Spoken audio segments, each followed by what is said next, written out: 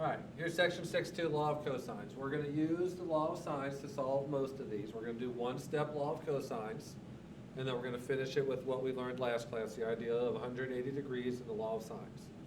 All right, here are the formulas. They're all the same formula, just moving around your A, B, and C. All right, when we use these formulas, if it's a side, side, side, if I give you side A, B, and C, we will always find the largest angle first. Remember, the largest angle is opposite the largest side. And if we have a side angle side, we'll solve that one also. All right, but always find the largest angle first and use these formulas. At any point we're going through this, pause this, because I'm going to work faster than you will. So pause it and catch up, do the work, and get everything down on your paper.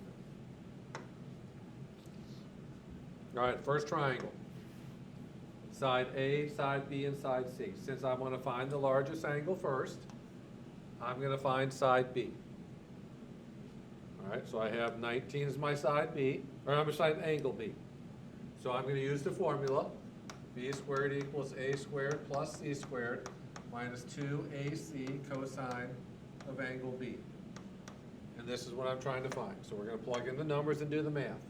We are not going to do too much math. We're going to let the calculator do it for us. So I substitute in.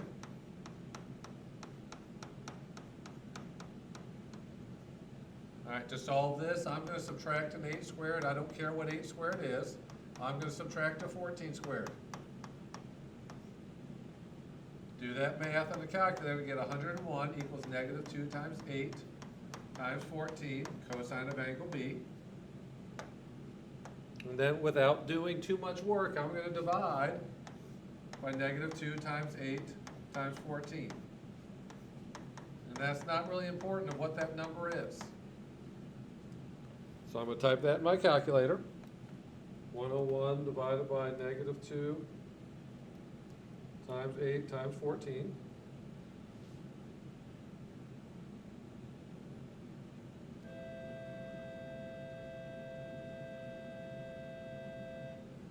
I get negative 0.4509 rounded, because I'm going to write that down, but I'm going to use it, the real value of my calculator. So I'm going to do the inverse cosine of negative 0.450, blah, blah, blah, blah, blah, blah, blah. That's going to give me my angle B. So second cosine, second angle, 116.801 degrees, largest angle. All right, just a new formula. Now, once I get to here, I'm going to do the law of law of sines. So I'm going to look at these. So I'm going to say 8 over the sine of angle A equals 19 over the sine of 116.801 rounded. But I'm going to use x because I'm going to store that value into x so I can use it later. I'm going to cross multiply.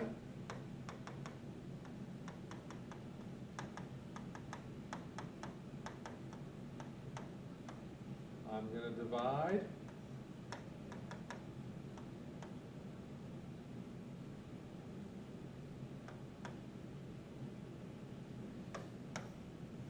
Divide by 19.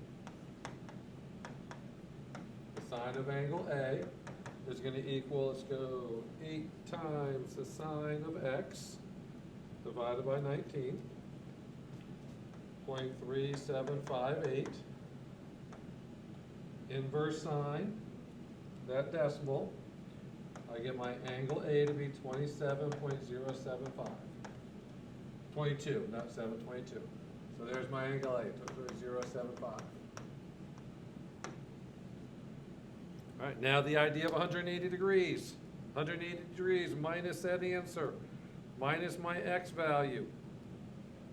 My last angle is 41.124 degrees. And I'm done.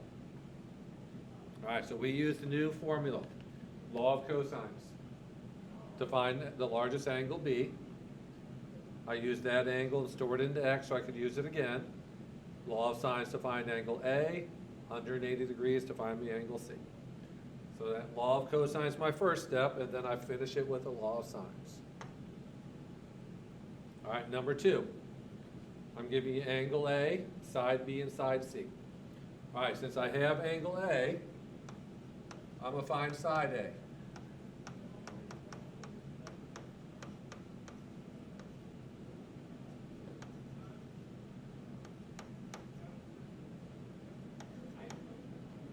So I'm gonna substitute in.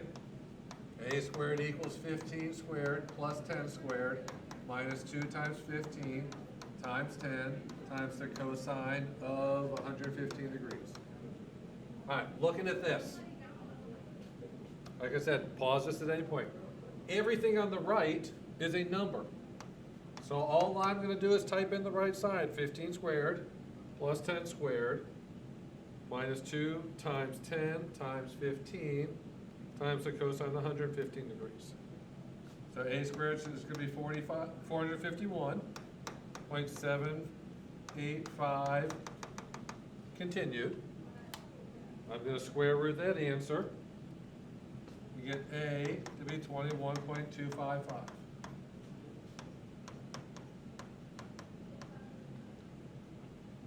All right, I'm gonna need that, so I'm gonna store that into X. Now, I'm gonna find angle B. So I'm gonna go 15 over the sine of angle B equals 21.555 over the sine of 115 degrees. I'm gonna cross multiply and divide.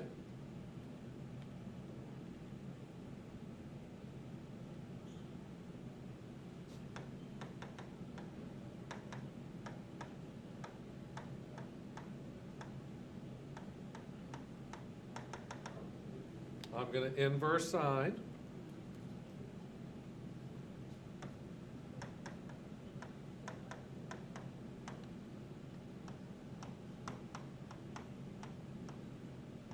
And you get 39.761 degrees. Just like the previous night's homework. 180 degrees minus those two angles.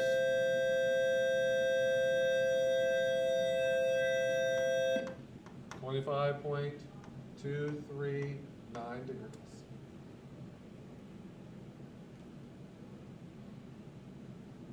Law of cosines gives me both A values. Then using law of sines, I find another angle, and 180 degrees for a triangle gives me the third. All right, 2 word problems. All right, so write this down, then draw the picture, pause it at any point. The pitcher's mound in softball is 43 feet from home plate, and the distance between the bases is 60 feet. How far is the pitcher's mound from first base? All right, so here's our pitcher. I will tell you, it may not look it, but if you draw these diagonals, where they pitch from is not directly in the middle, so we just can't do it that way. All right, it's off-centered a little bit. All right, so what we know.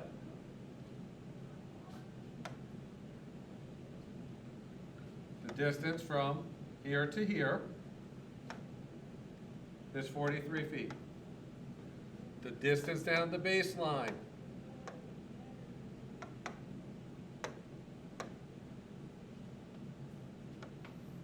distance from first to home is 60 feet. What we are trying to find is this distance. And again, the pitching rubber, the pitching mound in softball is not in the middle, and it's not in the middle of baseball either. All right, so I need to find this distance. All right, so I have 2 sides. All right, either I need the third side, which I'm trying to find, or I need the angle between them. So I need to find the angle in between these two. In a baseball, and we're dealing with a square. Each side's the same length. Each base is at a 90-degree angle. So if I draw a line straight down the middle, this bottom between like the home plate is a vertex, and pitching mound and first base is a 45-degree angle.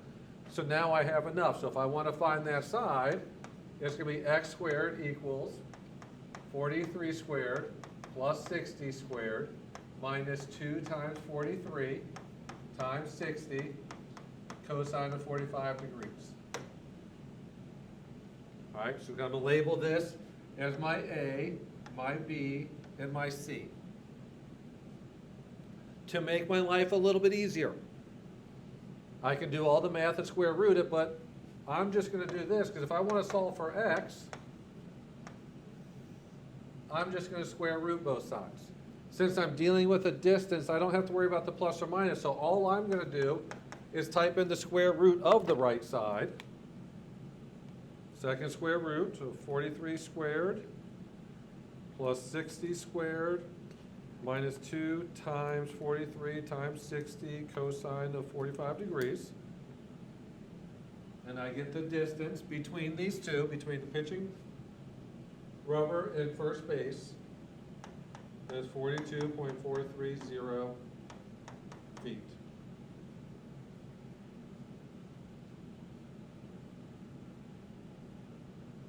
All right, so I plugged in my A, B, and my C. I drew a triangle, labeled it accordingly, realized that 45-degree angle at the bottom gives me a law of cosines, and then I solve. All right, last one.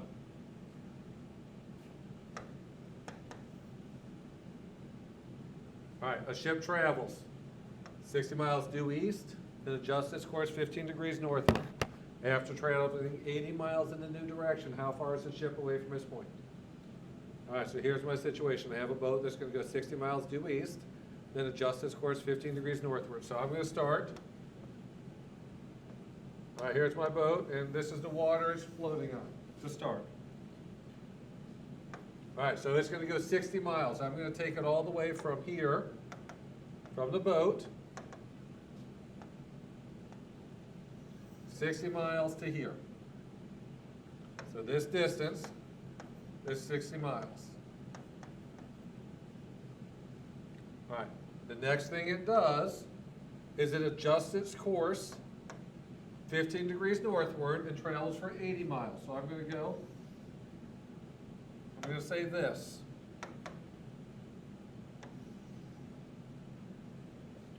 Where this angle here, inside, is 15 degrees.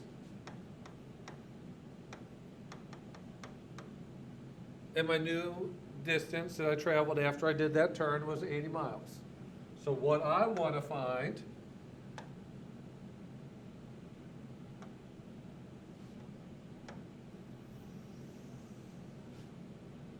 is that distance. So I have two angles, and I have that angle at the bottom, but if that flat line is 180 degrees, I know that my angle on the inside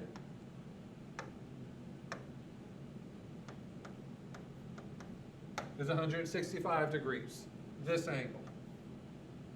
So I have two measurements of my legs, angle in between it. To find this side, I use my law of cosines to find that length.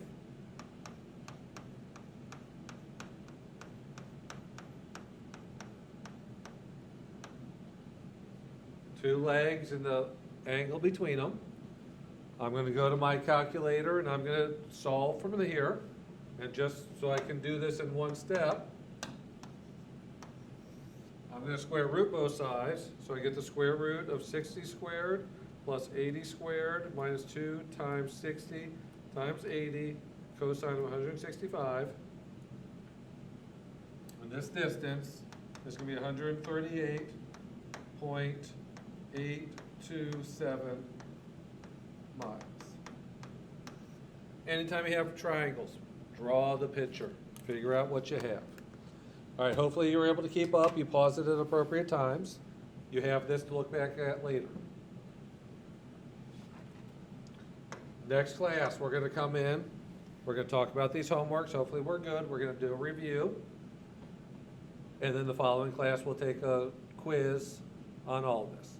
If you have any questions, you can send me an email. I can't promise I'm going to be able to respond to it right away, but I'll do my best. Or you can go ask another math teacher, see if they can help you out. Talk to the people in the class with you. Get as much of this done as you can so we're in a better place. All right, have a great day.